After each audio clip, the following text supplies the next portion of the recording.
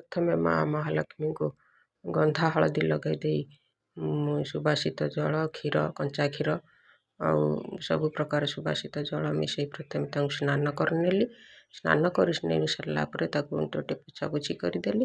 ତାପରେ ତାଙ୍କୁ ତାଙ୍କର ନୂଆ ଧଳା ଲୁଗା ତାଙ୍କୁ ପିନ୍ଧେଇ ଦେଲି।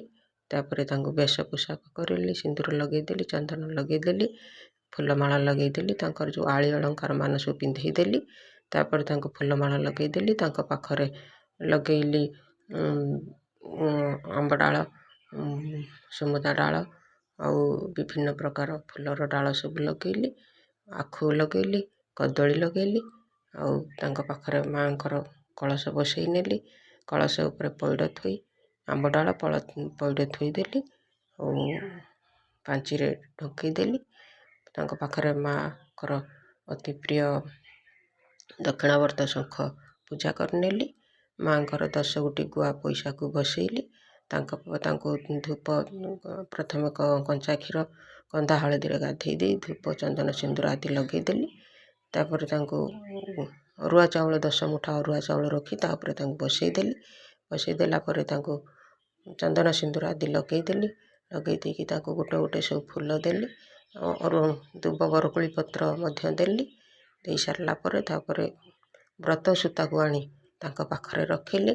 ବ୍ରତ ସୂତାକୁ ହଳଦୀ କଞ୍ଚା କ୍ଷୀରରେ ଧୋଇଦେଲି।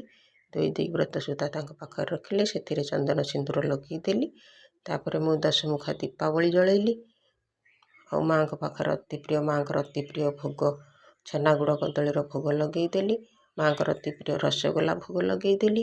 ଆଉ 10 ପ୍ରକାରର ଫଳ ଆଣିକି ଭୋଗ ଲଗେଇଦେଲି। ତାପରେ ତାଙ୍କୁ ସ୍ୱାଗତ କରି ଆଳତି କରି ତାଙ୍କୁ ଆବାହନ କଲି।